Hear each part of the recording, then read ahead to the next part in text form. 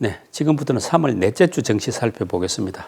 역시 주요 일정들부터 한번 챙겨보시죠. 네, 이번 주 이제 월요일이죠. 3월 21일 날은 그 GTC라는 게 있는데 이게 뭐냐면 이제 엔비디아에서 개최하는 컨퍼런스예요. 인공지능 컨퍼런스인데 여기서 주요한 또 기술이라든가 뭐 새로운 아이디어들이 또 나오니까 한번 체크해 보시고 그다음에 이제 파웰 의장 발언이 있습니다. 그리고 한국전력의 2분기 전기요금 결정이 있다고 하더라고요. 그리고 3월 22일 화요일 날은 이제 미국의 소프트웨어 기업이죠. 어도비의 실적 발표가 있고 3월 23일 날은 미국의 2월 신규 주택 매매 건수가 발표가 예정이 돼 있습니다. 그리고 3월 24일 날은 유로존의 3월 제조업 그 PMI 지표가 발표가 예정돼 있고 그다음에 EU 정상회담, 나토 정상회담이 열리게 되고요. 그다음에 3월 25일 날은 미국의 3월 소비 심리 지수가 이제 발표가 되고 한국에서는 탄소 중립 기본법이 이제 이날부터 시행이 된다고 하니까 참고하시면 되겠습니다. 네, 이번 주 증시에서 주목해야 될 변수들은 어떤 게 있습니까? 일단 이제 역시 그 파월 의장의 발언이 좀 중요할 것 같아요. 월요일 날. 왜냐하면 그날 이제 물론 발언을 했지만 좀 더 이제 디테일한 내용들이 또 발언에서 나올 수가 있으니까 그날 또 발언 또 해석에 따라서 증시가 또 변동성 나올 수 있으니까 월요일 날 파월 의장 발언도 한번 주목을 해보시고 그 다음에 이제 어도비도 왜 주목을 하셔야 되냐면 대표적인 미국의 소프트웨어 성장주예요. 네. 근데 이 기업이 또 실적 발표를 했을 때 시장 반응에 따라서 아 성장주에 대해서 긍정적으로 보는구나, 아 아직은 부정적이구나 이런 것들을 우리가 느낄 수 있으니까 체크를 하시면 좋겠고 그 다음에 이제 목요일 같은 경우는 유럽에서 정상회담 2개가 열리잖아요. EU 정상회담, 나토 정상회담. 근데 이게 다 러시아랑 지금 사태가 연관이 돼 있기 때문에 유럽 정상들이 또 어떤 얘기, 또 바이든 대통령은 또 어떤 얘기를 할지, 그러니까 러시아의 뭐 추가 제재라든가 향후 대응 방안 이런 것들이 면밀히 나올 것 같습니다. 또 에너지와 관련된 얘기도 많이 나올 것 같아요. 탈러시아를 할지 안 할지. 그래서 이런 부분들 좀 체크하셔야 되기 때문에 목요일부터 이어지는 유럽의 이제 주요 그 정상회담 좀 내용들 잘 체크하시면 좋겠고 한국 같은 경우 이제 탄소 중립 기본법이 25일부터 이제 시행이 되는데 이게 뭐냐면 그 2050 탄소 중립 이제 네. 문재인 대통령이 얘기했던 거잖아요. 그래서 2030년에 온실가스 감축 목표를 2017년 대비해서 24.5%로 낮추는 겁니다. 그래서 이제 거기에 관련된 여러 가지 법들이 좀 제정이 됐는데 이게 이제 25일부터 본격적으로 시행이 되니까 한번 뭐 우리나라 친환경 주들한테 또 어떤 영향을 줄지 수소주에도 영향이 네, 있겠네요. 맞아요. 수소나 뭐 이런 것들에 대한 영향 또 이번에 윤석열 당선인 같은 경우는 수소 쪽을 굉장히 강조를 많이 하시더라고요. 그래서 그런 또 모멘텀들도 있기 때문에 친환경주에 대해서도 한번 좀 고민해 보실 필요는 있는 것 같습니다. 뭐 코로나 다른 데 봉쇄 그리고 러시아 관련 제재 우려 이런 게 있다 보니까 중국 경제하고 증시가 최근에 좀 부진했지 않습니까? 네.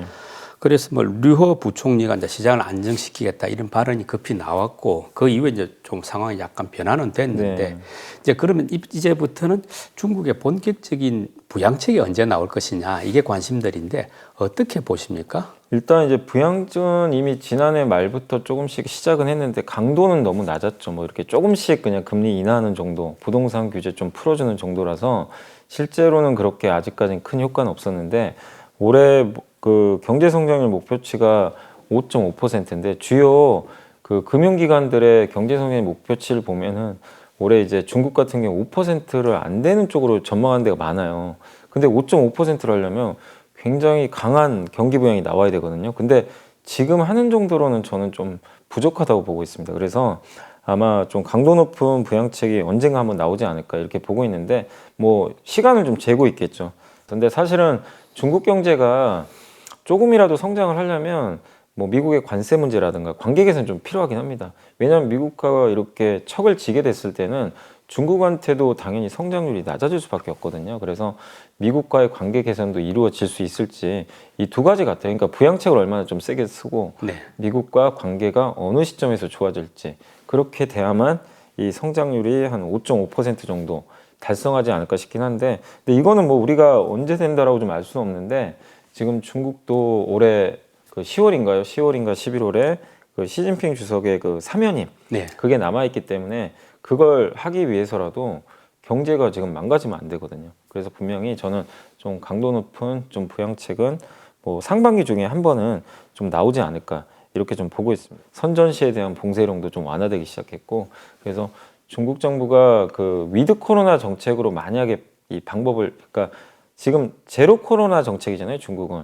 이걸 위드 코로나로 바꿔주면 그때부터는 이건 진짜 부양책이 세게 나올 수도 있는 거거든요. 그래서 중국 정부의 그 봉쇄 정책, 코로나 정책이 완화되는 것도 한번 잘 주목을 해보세요. 그게 조금씩 바뀌면 그 경기 부양책이 또 빨리 나올 수도 있는 거니까 그런 부분들은 한번 주목해 보실 필요는 있는 것 같습니다.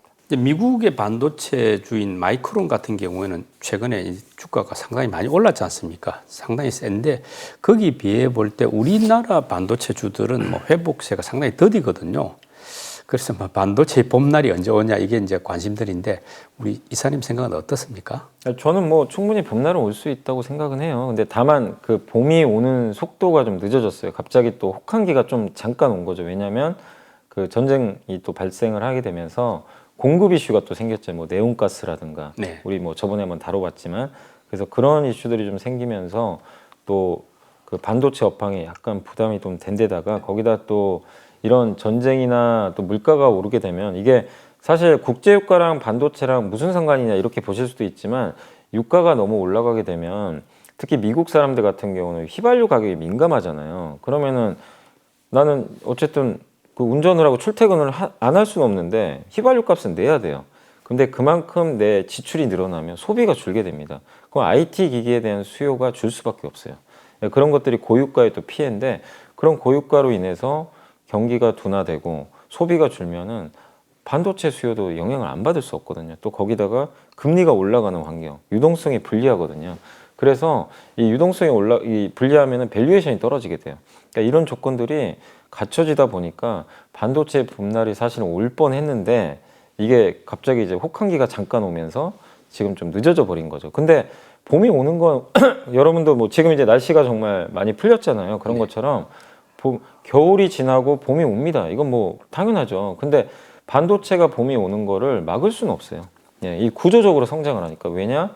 공급은 안정적이고 수요는 구조적으로 증가하는데 아까 말씀드린 그런 이슈가 갑자기 나오면서 좀 늦어진 것 뿐이죠. 그래서 반도체 봄날은 저는 올 수 있다. 지금 주가 흐름에선 뭐 너무 걱정할 필요 없고 한 가지 아쉬운 거는 하이닉스는 그래도 괜찮아요. 네. 하이닉스 마이크론 따라서 많이 올랐는데 삼성전자가 좀 너무 답답하더라고요. 오르질 못해요. 그러니까 이유는 뭐냐면은 메모리만 봤을 때는 괜찮은데 문제는 삼성전자 악재 두 가지잖아요. 이번 주총에서도 주주들이 얘기를 하시더라고요. 파운드리 수요를 어떻게 할 거냐. 왜 이렇게 파운드리 자꾸 이렇게 그 고객사도 뺏기는 것 같고 수율도 안 나오냐. 이렇게 좀 질타를 하셨는데 지금 노력 중이라고는 했는데 이게 완전 정상화까지 좀 시간이 걸리는 것 같아요. 그러니까 파운드리 기대감이 좀 많이 약화돼 버렸고 거기에 GOS라는 그 게임 예. 앱 그거 때문에 발열 이슈 때문에 그 성능을 낮추는 거죠. 이거 이슈가 또 터져 버렸잖아요. 그러면 이건 삼성전자 스마트폰에 대한 신뢰도를 또 떨어뜨려 버리거든요. 그러니까 이 두 가지 이슈가 뭐 언젠간 해소는 되겠지만 시간이 좀 걸리잖아요. 그래서 이 시장 참가자들은 차라리 그냥 하이닉스를 하자. 이런 선택 때문에 삼성전자가 좀 선택을 못 받은 것 같아요. 그래서 반도체가 나빠서 삼성전자가 안 가는 게 아니고 하이닉스는 회복이 됐으니까 그걸 봤을 때는 삼성전자 개별적인 이슈 때문에 좀 주가가 부진한 게 아닌가 이렇게 좀 해석하시는 게 맞는 것 같습니다.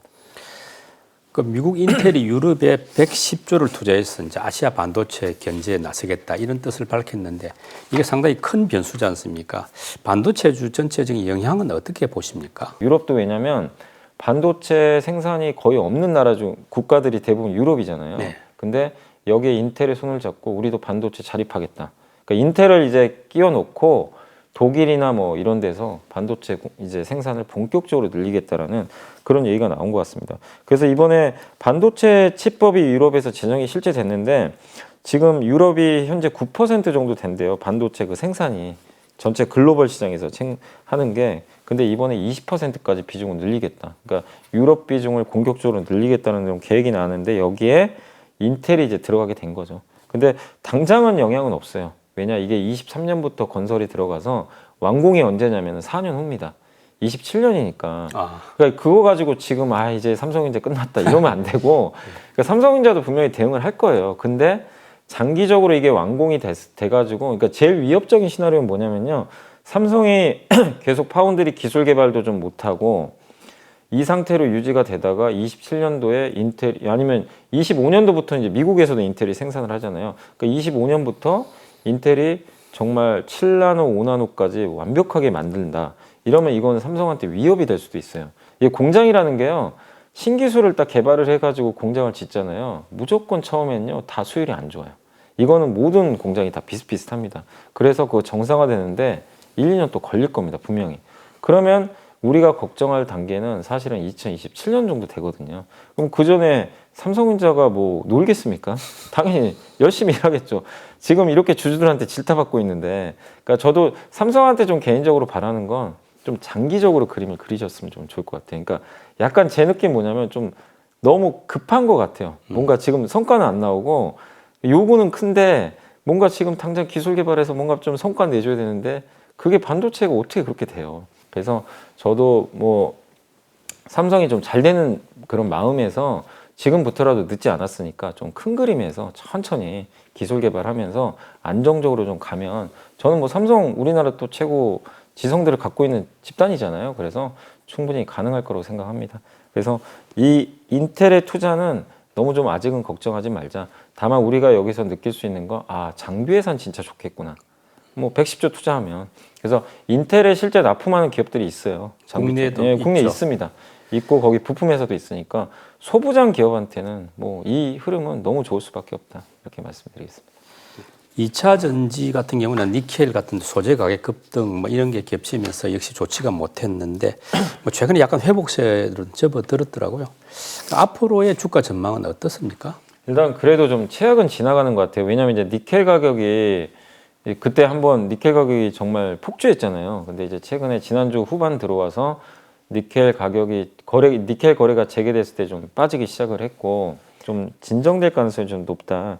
이렇게 보고 있고, 그리고 이 2차 전지 회사들이 이런 양극재 같은 경우는 가격 전가가 가능하다고 하더라고요. 그러니까 완성차 업체한테 넘길 수가 있대요. 양극재 가격이 올라가면 완성차 업체가 보존해 주는 거죠.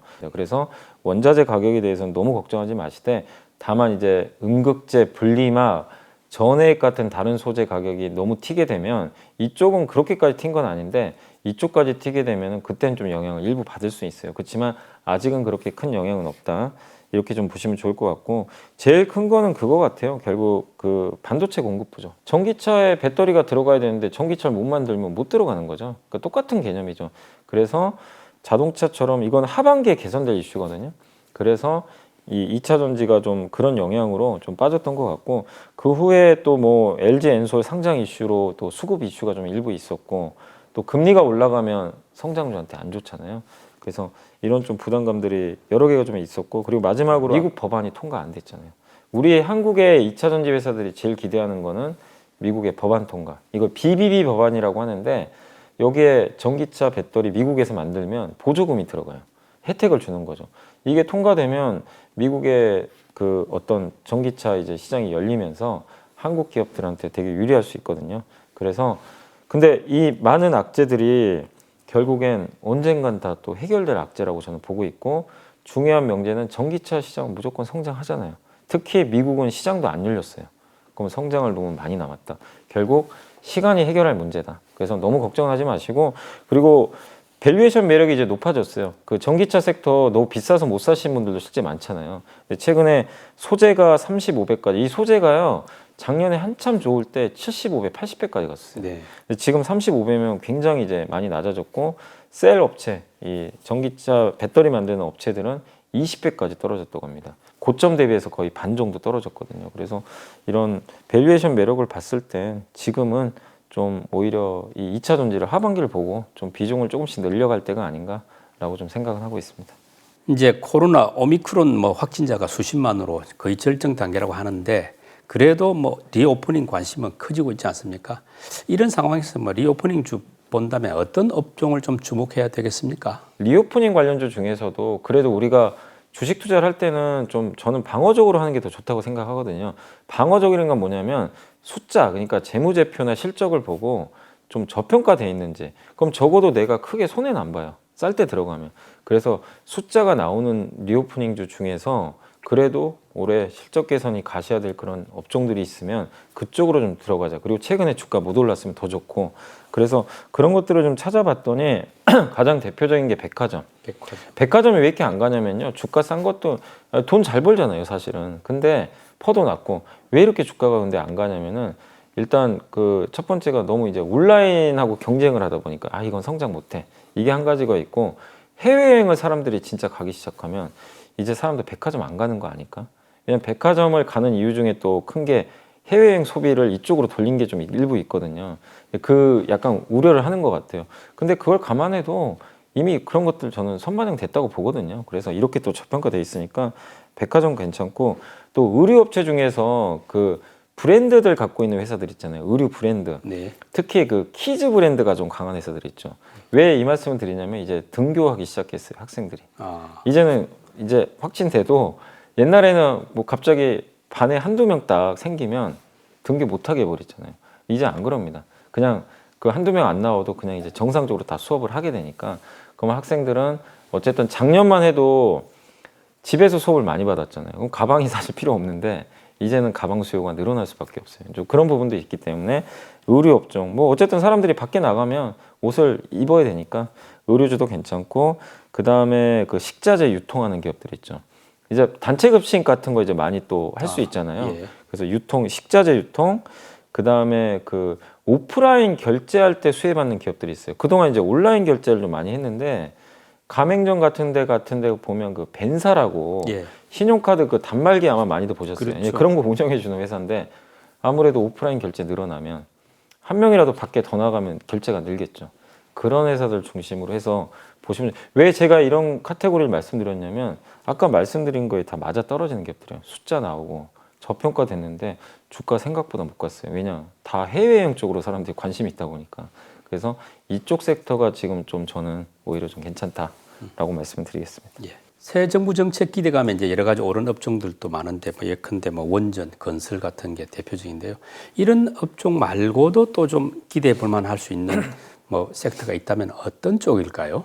그 윤석열 당선인의 공약을 보면 아까 이제 그 저번 시간에 건설을 말씀드렸으니까 그 한번 주목하셔야 될 것 중에 하나가 뭐냐면 일단 이번에 청정 에너지 글로벌 탑3 강국 도약 좀 공약이 들어가 있더라고요. 그 내용이 뭐냐면 이 그러니까 친환경이죠. 친환경 에너지 글로벌 탑3 나라가 되기 위해서 방점을 둔 게 수소, 네. 배터리, 원자력입니다. 근데 이 중에 뭐 배터리 원자력은 많이 아실 텐데 수소는 사실은 이제 문재인 정부의 굉장한 그 공약 중에 하나였고 굉장히 공격적으로 투자도 많이 했잖아요. 근데 이 바톤을 그대로 이어받았어요. 그래서 약간 우려했던 게 원자력으로 가면 수소 좀 줄이는 거 아닐까? 약간 이런 우려가 있었는데 아니고 원자력과 수소는 같이 갑니다. 예, 그리고 원자력을 이용해서 오히려 수소를 만드는 것 중에 하나가 물을 전기 분해하잖아요. 예. 그 전기를 원자력으로 하겠다는 것도 공약이 들어가 있어요.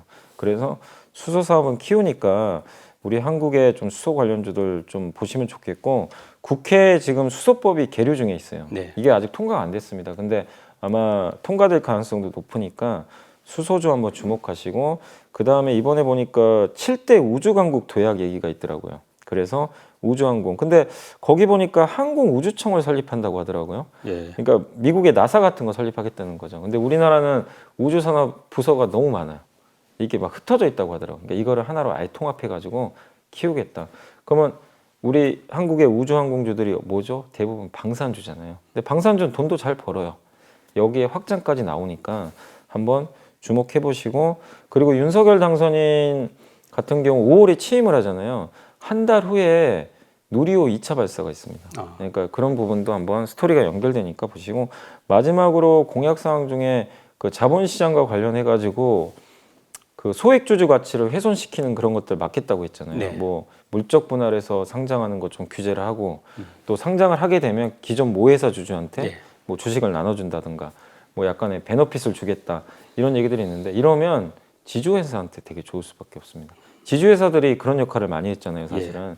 그러면 지주회사가 그런 것 때문에 할인을 엄청 받았는데 할인율이 줄어들 수가 있겠죠. 그래서 공약사항을 보면 지주회사 쪽에도 좀 긍정적이지 않을까 이렇게 보고 있습니다. 네, 초보 투자자들을 위한 팁 제공 순서 연벌리의 보고서는 어떤 내용입니까? 예, 이거는 이제 KTB 투자증권의 박종현 연구원님이 이제 적어준 자료인데 이것도 역시 리오프닝 수혜주라고 볼 수도 있어요. 뭐냐면 그 의료기기 있죠. 그 피부 미용 의료기기 그거 관련된 이제 내용이니까 읽어보시면 좀 좋을 것 같고 제목이 마스크 벗기 전에 시술 어디까지 받았니? 약간 그런 제목입니다. 그래서 인간은 사실 이제 고령화 수혜죠. 나이가 들면 당연히 피부 탄력이 떨어지게 되고 그래서 이제 그 주름이 지게 되는데 그래서 막 콜라겐 같은 것도 막 주입하고 그러잖아요. 피부 이제 탄력을 높여주기 위해서. 그래서 뭐 보톡스, 필러, 리프팅 이런 얘기 많이 들어보셨을 거예요. 근데 이제 이런 그 성형이 이제 굉장히 앞으로 시장이 커지고 있다. 근데 이런 거 말고도 뭐 고령화 말고도 이게 MZ 세대라고 하잖아요. 네. 그 젊은 분들이 이 피부 미용 이런 시술에 굉장히 관심도 많고 많이 하고 있대요. 실제로 주요 고객층이 다변화되고 있는데 왜 그런 현상이 나오냐면 저도 이거 보고 좀 되게 흥미로웠던 게 디지털 거울 줌 공포증이라고 있대요. 뭐냐면 줌으로 많이 회의하잖아요. 예. 채팅도 하고 우리 뭐 밖에 못 나가서 그런 것도 있겠지만 사람들이 줌 공포증이 좀 있대요. 자기 얼굴이 노출이 되는데 기왕이면 당연히 좀 예뻐지고 싶어 하니까. 그래서 실제로 그 이런 화상을 줌을 많이 이용하는 주 고객층이 사실은 좀 젊은 세대들이 많거든요. 그래서 MZ 세대들의 접근성 강화가 시작이 됐다. 이런 물론 리오프닝이 되면 이 수요가 좀 줄 수 있다 하더라도 리오프닝과 별개로 어쨌든 화상 채팅이 없어지진 않거든요. 굉장히 편리하니까. 그래서 이런 하나의 또 트렌드 변화도 이 대상을 넓혀준다는 측면에선 굉장히 긍정적이다. 그래서 저도 이거는 좀 몰랐던 사실인데, 그러니까 저도 고령화 쪽으로만 좀 수혜를 많이 받는데 이런 현상도 최근에 좀 나오고 있다는 건 체크하시면 좋겠습니다. 그래서 결국 인구 고령화로 인해서 어쨌든 물량, Q라 그러죠. 이 매출 성장이 일어날 수밖에 없고 거기다가 굉장히 그 기술이 좋은 그런 고단가 제품들이 개발이 되면서 단가까지 좀 올라가기 시작해서 Q와 P, 그러니까 물량과 단가가 같이 올라가는 그런 사이클이 좀 시작이 됐다.